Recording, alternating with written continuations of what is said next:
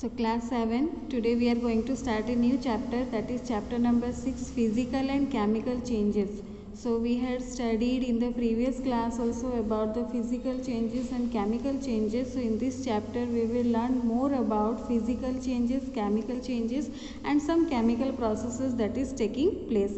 So we are seeing so many changes around us, like your height is increasing or your weight is increasing in comparison to the last year. So many changes takes place in our body also and surrounding us also. So according to the changes that we see surrounding us or inside our body, we can classify the changes into a few categories. So these are reversible and irreversible changes, physical and chemical changes, slow and fast change, desirable and undesirable change, periodic and non-periodic change. So if we will see what is reversible and irreversible change, so here the name itself means that the changes which can be reversed. The changes which can be reversed are called reversible change. The changes which are not be reversed, that is called irreversible changes. For example, melting of ice, melting of butter, all these things are reversible change. Burning of candle, burning of paper, all these are irreversible change. So the changes which can be reversed are called reversible, and which cannot be reversed, these are called irreversible change. Similarly, when in a changes no new substance is formed, that is called physical change. And when in a change there is new substances are formed, that is called chemical change. For example, when we are melting the ice or boiling the water, no new substances are formation of no new substances taking place. So that is a physical change. But chemical change, when we are burning a paper, we are getting ash, so which cannot be bring back to paper. So that is a new substance form, that is called a chemical change. So the changes where no new substance is formed, that is called physical change, and the changes where new substances are formed, that is called chemical changes. Similarly, there is slow and fast change, a change that takes place over a long period of time, means a slowly changes are taking place, that is called slow change. Whereas change which occurs quickly, that is called fast change. So slow changes takes place over a period of time, but fast changes takes place quickly. Similarly, desirable and undesirable change. So the desirable change means change which is beneficial for us, which is good for us or which is beneficial for us, that is called desirable change. And the change which is not beneficial for us or which is harmful for us, that is called undesirable change. Similarly, periodic and non-periodic change, the change which repeats after a definite interval of time, that is called periodic change. Whereas the change which occurs randomly, that is called non-periodic change. So there are different types of changes are there, like reversible and irreversible changes, physical and chemical changes, slow and fast changes, desirable and undesirable changes, periodic and non-periodic changes. So now first of all we will see more about the physical and chemical change, how the physical changes or the chemical changes takes place, or what happens when physical or chemical changes takes place. So physical change is the change in which no new substances is formed. For example, if you will take a piece of paper and you will tear the paper, then you can see the changes, like the shape and size of the paper changes, but it still remains the paper only. It doesn't change from paper to any other substance. Similarly, while breaking of glass, when a glass is broken, this is also, the broken glasses are also having glass pieces. When ice is melting, so that is also no new substances form, ice is melting to water. So all these are the physical changes. Here no new substances are formed. So the changes in which no new substances are formed, that is called physical changes. If we will see physical change at a microscopic level, then we will see that all the substances are made up of small particles.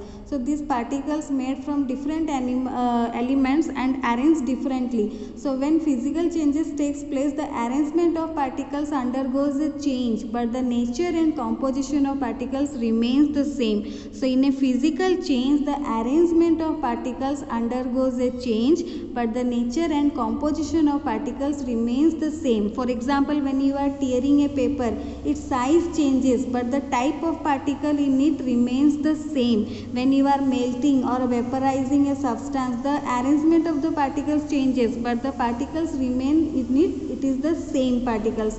So in a physical change, the particles undergoes, the arrangement of the particles undergoes a change, but the nature and composition of the particles remains the same. So in a physical change, arrangement of particles undergoes a change, but the nature and composition remains the same. So if we will consider what changes are taking place in a physical change, then we can see that there is a change. In a physical change, there is a change in shape and size, change in the form, change in color. So we can characterize the changes that takes place in physical change. Change in shape and size, that means the shape and size of a substance changes. In a physical change, the shape of an object that can change. For example, molding a duck, or we are making some shape out of clay. So similarly, breaking of glass or sharpening of pencil, so that time the shape and size changes. So that is a physical change.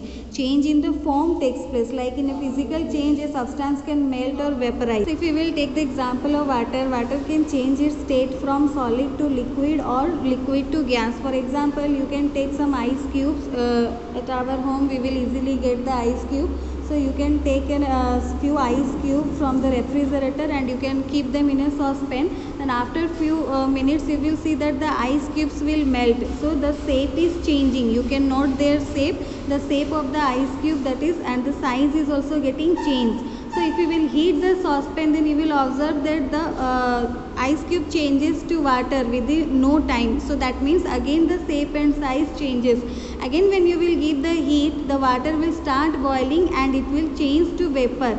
So you can see that the slowly the shape and size of the substance is getting changed. So after vaporizing, when you will condense, then you will get again the water droplets you will get. And if you will store the water droplets and you will keep in the refrigerator, then after few hours you can get back the ice. So that means there is only change in the form takes place, no other changes in the nature and composition. So nature and composition remains the same, only the form takes place. From the solid form we got the liquid, then from the liquid we got the gas, or from the gas we got the liquid state, and from the liquid state we got the solid state. So change in the form takes place. Similarly, we can get the change in color, like some substance, sometimes in a physical change a substance show color change.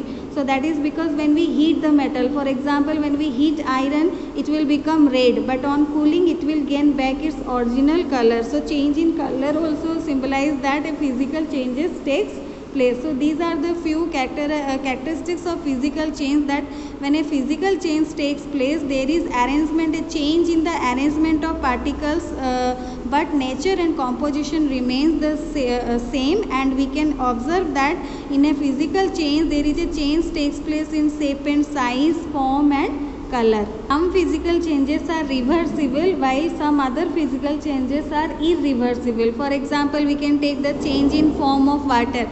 So we can get from ice to water, from water to ice also we can get. So this is a reversible physical change. When we are converting ice to water or water to ice, there is no change in the composition. The composition remains the same. So that is why this is a reversible physical change. Like we can reverse, we can get ice from water and we can convert ice to water. But there are some physical changes like tearing of paper, breaking of glass. So once a paper is torn, then you cannot get the same size of the paper. Its size changes. Maybe it's small. We are making small pieces of paper, or however the size or the shape of the paper changes. When a glass is broken, the shape or the size of the glass pieces, these are changes. So these are irreversible. So some physical changes are reversible while some other physical changes are irreversible. So crystallization, it is also a physical change. It is used in which crystals of compounds can be made from their solutions, and this method is normally used to purify an impure sample of a substance. It is also a physical change. Here the substance is dissolved in minimum amount of solvent at high temperature. So first of all, the substance is dissolved at high temperature, minimum amount of solvent, it is dissolved at a high temperature. Then the impurities are removed by using the method of filtration, and the solution is concentrated by vaporizing the solvent.